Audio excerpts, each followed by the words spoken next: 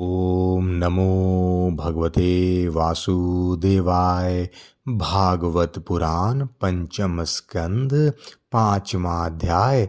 ऋषभ जी का अपने पुत्रों को उपदेश देना और स्वयं अवधूत वृत्ति ग्रहण करना। ऋषभदेव जी ने कहा, पुत्रों, इस मर्तलोक में यह मनुष्य शरीर दुखमय विषय भोग को प्राप्त करने के लिए नहीं है। ये भोग तो विष्टा भोजी सुकर कुकर आदि को भी मिलते ही हैं। इस शरीर से दिव्य तप ही करना चाहिए जिससे अंतःकरण शुद्ध हो, क्योंकि इसी से अनंत ब्रह्मानंद की प्राप्ति होती है। शास्त्रों ने महापुरुषों की सेवा की मुक्ति का और स्त्री संगी कामियों के संग को नरक का द्वार बताया है। महापुरुष वही हैं जो समान चित्त, परम शांत, क्रोधहीन, सबके हित चिंतक और सदाचार संपन्न हो, अथवा मुझ परमात्मा के प्रेम का ही जो एकमात्र पुरुषार्थ मानते हो। केवल विषयों की ही चर्चा करने वाले लोगों में तथा स्त्री पुत्र और धन आदि सामग्रियों से संपन्न घरों में जिनकी अरुचि हो और जो लौकिक कार्यों में केवल शरीर निर्वाह के लिए ही प्रवृत्त होते हो, मनुष्य अवश्य प्रमादवश कुकर्म करने लगता है और उसकी वह प्रवृत्ति इंद्रियों को तृप्त करने के लिए ही होती है। मैं इसे अच्छा नहीं समझता, क्योंकि इसी के कारण आत्मा को वह असत्य और दुखदायक शरीर प्राप्त होता है। जब तक जीव को आत्म तत्व की जिज्ञासा नहीं होती, तभी तक अज्ञानवश देहादि के द्वारा उसका स्वरूप छिपा रहता है। जब तक यह लौकिक वैदिक कर्मों में फंसा रहता है, तब तक मन में कर्म की वासनाएं भी बनी ही रहती है और इन्हीं से देह बंधन की प्राप्ति होती है। इस प्रकार अविद्या के द्वारा आत्म स्वरूप के ढक जाने से कर्म वासनाओं के वशीभूत हुआ चित्त मनुष्य को फिर कर्मों में ही प्रवृत्त करता है। अतः जब तक उसको मुझ वासुदेव में प्रीति नहीं होती, तब तक वह देह बंधन से छूट नहीं सकता। स्वार्थ में पागल जीव जब तक विवेक दृष्टि का आश्रय लेकर इंद्रियों की चेष्टाओं को मिथ्या नहीं देखता, तब तक आत्मस्वरूप की स्मृति खो बैठने के कारण वह अज्ञानवश विषय प्रधान गृह आदि में आसक्त रहता है और तरह तरह के कलेश उठाता रहता है। स्त्री और पुरुष इन दोनों का जो परस्पर दाम्पत्य भाव है, इसी को पांडित्य जन उनके हृदय की दूसरी स्थूल एवं दुर्भेद्य ग्रंथि कहते हैं। देहाभिमानी रूपी एक एक सूक्ष्म ग्रंथि तो उनमें अलग अलग पहले से ही है। इसी के कारण जीव को देहेंद्रियादि के अतिरिक्त घर, खेत, पुत्र, स्वजन और धन आदि में भी मैं और मेरेपन का मोह हो जाता है। जिस समय कर्म वासनाओं के कारण पड़ी हुई इसकी यह दृढ़ हृदय ग्रंथि ढीली हो जाती है, उसी समय वह दाम्पत्य भाव से निवृत्त हो जाता है और संसार के हेतु भूत अहंकार को त्याग कर सब प्रकार के बंधनों से मुक्त हो परम पद को प्राप्त कर लेता है। पुत्रो, संसार सागर से पार होने में कुशल तथा धैर्य, उद्यम एवं सत्वगुण विशिष्ट पुरुष को चाहिए कि सबके आत्मा और गुरु स्वरूप मुझ भगवान में भक्ति भाव रखने से, मेरे परायण रहने से, तृष्णा के त्याग से, सुख दुख आदि द्वंद्वों के सहने से जीव को सभी योनियों में दुख ही उठाना पड़ता है। इस विचार से, तत्व जिज्ञासा से, तप से, सकाम कर्म के त्याग से, मेरे ही लिए कर्म करने से, मेरी कथाओं का नित्य प्रति श्रवण करने से, मेरे भक्तों के संग और मेरे गुणों के कीर्तन से, बैर त्याग से, क्षमता से, शांति से और शरीर तथा घर आदि में मैं मेरेपन के भाव को त्यागने की इच्छा से, अध्यात्म शास्त्र के अनुशील से, एकांत सेवन से, प्राण इंद्रिय और मन के संयम से, शास्त्र और सत्पुरुषों के वचन में यथार्थ बुद्धि रखने से, पूर्ण ब्रह्मचर्य से, कर्तव्य कर्मों में निरंतर सावधान रहने से, वाणी के संयम से, सर्वत्र मेरी ही सत्ता देखने से, अनुभव ज्ञान सहित तत्व विचार से और योग साधना से अहंकार रूप अपने लिंग शरीर को लीन कर दे। मनुष्यों को चाहिए कि वह सावधान रहकर अविद्या से प्राप्त इस हृदय ग्रंथि रूप बंधन को शास्त्रोक्त रीति से इस साधनों के द्वारा भली भांति काट डाले, क्योंकि यही कर्म संस्कारों के रहने का स्थान है। तदंतर साधना का भी परित्याग कर दे। जिसको मेरे लोक की इच्छा हो अथवा जो मेरे अनुग्रह की प्राप्ति को ही परम पुरुषार्थ मानता हो, वह राजा हो तो अपनी अबोध प्रजा को, गुरु अपने शिष्यों को और पिता अपने पुत्रों को ऐसे ही शिक्षा दे। अज्ञान के कारण यदि वे उस शिक्षा के अनुसार न चलकर कर्म को ही परम पुरुषार्थ मानते रहें, तो भी उन पर क्रोध न करके उन्हें समझा बुझाकर कर्म में प्रवृत्त न होने दे। उन्हें विषया शक्ति युक्त काम कर्मों में लगाना तो ऐसे ही है जैसे किसी अंधे मनुष्य को जानबूझकर गड्ढे में ढकेल देना। इससे भला किस पुरुषार्थ की सिद्धि हो सकती है? अपना सच्चा कल्याण किस बात में है, इसका इसको लोग नहीं जानते। इसी से वे तरह तरह की भोग कामनाओं में फंसकर तुच्छ क्षणिक सुख के लिए आपस में वैर ठान लेते हैं और निरंतर विषय भोगों के लिए ही प्रयत्न करते रहते हैं। वे मूर्ख इस बात पर कुछ भी विचार नहीं करते कि इस बैर विरोध के कारण नरक आदि अनंत घोर दुखों की प्राप्ति होगी।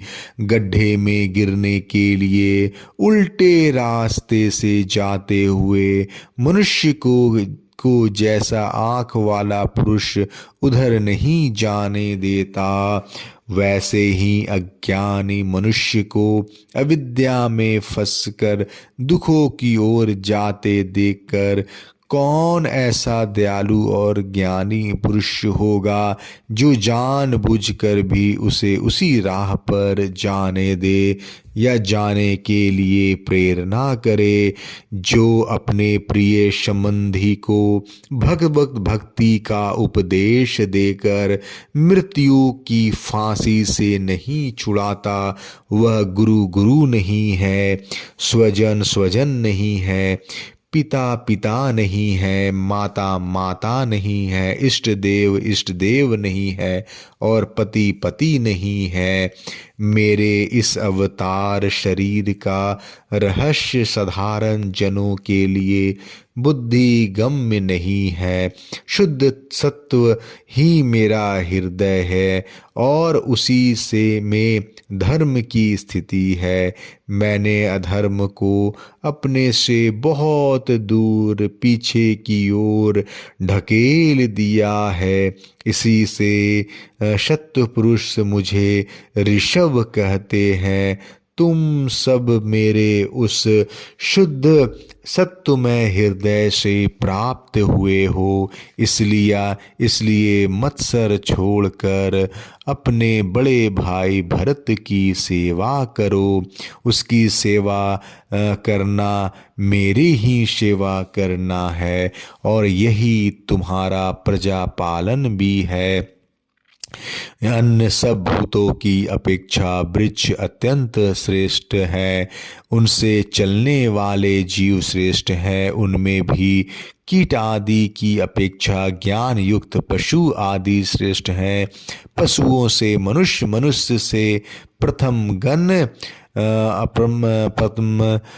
प्रमथों से गंधर्व, गंधर्वों से सिद्ध और सिद्धों से देवताओं के अनुयायी किन्नर आदि श्रेष्ठ हैं।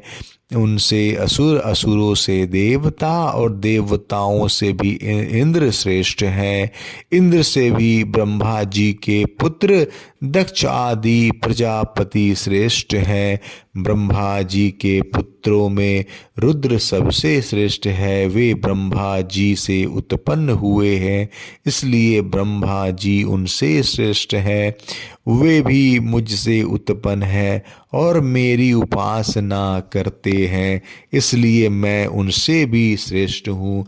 परंतु ब्राह्मण मुझसे भी श्रेष्ठ है, क्योंकि मैं उन्हें पूज मानता हूँ। सभा में उपस्थित ब्राह्मणों को लक्ष्य करके विप्रगण दूसरे किसी भी प्राणी को मैं ब्राह्मणों के समान भी नहीं समझता, फिर उनसे अधिक तो मान ही कैसे सकता हूँ। लोग श्रद्धापूर्वक ब्राह्मणों के मुख में जो अनादि आहुति डालते हैं, उसे मैं जैसी प्रसन्नता से ग्रहण करता हूँ, वैसे अग्निहोत्र में होम की हुई सामग्री को स्वीकार नहीं करता। जिन्होंने इस लोक में अध्ययन आदि के द्वारा मेरी वेद रूपा अति सुंदर और पुरातन मूर्ति का धारण कर रखा है, तथा जो परम पवित्र सत्व गुण, शम, दम, सत्य, दया, तप, तितिक्षा और ज्ञान आदि 8 गुणों से संपन्न है, उन ब्राह्मणों से बढ़कर और कौन हो सकता है। मैं ब्रह्मादि से भी श्रेष्ठ और अनंत हूँ, तथा स्वर्ग, मोक्ष आदि देने का भी सामर्थ्य रखता हूँ। किंतु मेरे अकिंचन भक्त ऐसे निष्प्रय होते हैं कि वे मुझसे भी कभी कुछ नहीं चाहते। फिर राज आदि वस्तुओं की तो वे इच्छा ही कैसे कर सकते हैं। पुत्रों, तुम संपूर्ण चराचर भूतों को मेरा ही शरीर समझकर शुद्ध बुद्धि के पद पद पर उनकी सेवा करो, यही मेरी सच्ची पूजा है। मन, वचन, दृष्टि तथा अन्य इंद्रियों की चेष्टाओं को का साक्षात फल मेरे इस प्रकार की पूजन है। इसके बिना मनुष्य अपने को महामोहमय काल पाश से छुड़ा नहीं सकता। श्री सुखदेव जी कहते हैं, राजन, ऋषभदेव जी के पुत्र यद्यपि स्वयं ही सब प्रकार सुशोभित थे तो भी लोगों को शिक्षा देने के उद्देश्य से महाप्रभावशाली परमशुद्ध भगवान ऋषभ ने उन्हें इस प्रकार उपदेश दिया। ऋषभ देव जी के 100 पुत्रों में भरत सबसे बड़े थे। वे ऋषभ देव जी ने वे भगवान के परम भक्त और भगवत भक्तों के परायण थे। ऋषभ जी ने पृथ्वी का पालन करने के लिए उन्हें राजगद्दी पर बैठा दिया और स्वयं उपशमशील निवृत्त प्रायण महामुनियों के भक्ति ज्ञान और वैराग्य रूप परमहंस सोचित धर्मों की शिक्षा देने के लिए बिल्कुल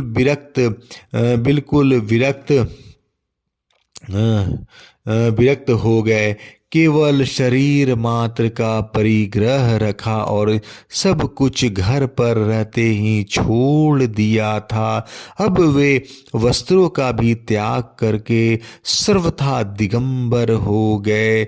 उस समय उनके बाल बिखरे हुए थे, उन्मत्त का सा वेश था। इस स्थिति में वे आवहनीय अग्निहोत्र की अग्नियों को अपने में ही लीन करके संन्यास हो गए और ब्रह्मार्थ देश से बाहर निकल गए। वे सर्वथा मौन हो गए थे। कोई बात करना चाहता तो बोलते नहीं थे। वह बोलते नहीं थे। जड़, अंधे, बहरे, गूंगे, पिशाच और पागलों की सी चेष्टा करते हुए वे अवधूत बने जहाँ तहाँ विचरने लगे। कभी नगरों और गांवों में चले जाते तो कभी खानों किसानों की बस्तियों, बगीचों, पहाड़ी गांवों, उन सेना के छावनियों, गौशालाओं, अहीरों की बस्तियों और यात्राओं को टिकने के स्थान में रहते। कभी पहाड़ों, जंगलों और आश्रम आदि में विचरते। वे किसी भी रास्ते से निकलते तो जिस प्रकार वन में विचरने वाले हाथी को मक्खियां सताती हैं, उसी प्रकार मूर्ख और दुष्ट लोग उनके पीछे हो जाते और उन्हें तंग करते। कोई धमकी देते, कोई मारते, कोई पेशाब कर देते, कोई थूक देते, कोई ढेला मारते, कोई विष्ठा और धूल फेंकते, कोई अधोवायु छोड़ते और कोई खोटी खरी सुनाकर उनका तिरस्कार करते। किंतु वे इन प्रकार के बातों पर जरा सा भी ध्यान नहीं देते। इसका मतलब ये था कि भ्रम से सत्य कहे जाने वाले उस मिथ्या शरीर में उनका अहंता ममता तनिक भी नहीं था। वे कार्य रूप संपूर्ण प्रपंच के साथी होकर अपने परमात्म स्वरूप में स्थित थे। इसलिए अखंड अनिश्चित वृत्ति से अकेले ही पृथ्वी पर विचरने लगे। यद्यपि उनके हाथ, पैर, छाती और लंबी लंबी बाहें, कंधे, गले और मुख आदि अंगों की बनावट बड़े ही सुकुमार थी। उनका स्वभाव ही सुंदर मुख व स्वाभाविक मधुर मुस्कान से और भी चरित्र मनोहर जान पड़ता था। नेत्र नवीन कमल दल के समान बड़े ही सुहावने, विशाल एवं कुछ लाली लिए हुए थे, जिनका पुतलियां शीतल एवं संताप हारनी थी।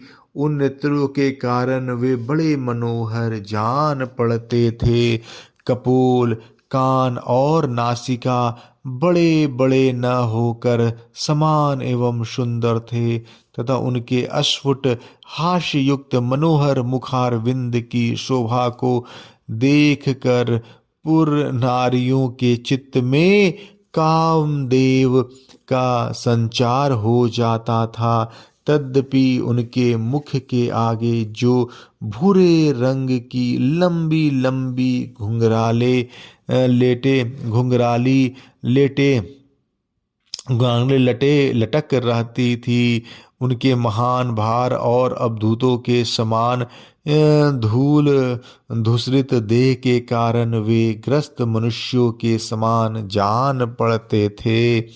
जब भगवान ऋषभ ने देखा कि यह जनता योग साधना में विघ्न रूप है और इससे बचने के लिए उपाय विवश कृपा से रहना ही है, तब उन्होंने अजगर वृत्ति धारण कर ली। वे लेटे लेटे ही खाने पीने चबाने और मलमूत्र त्याग करने लगे।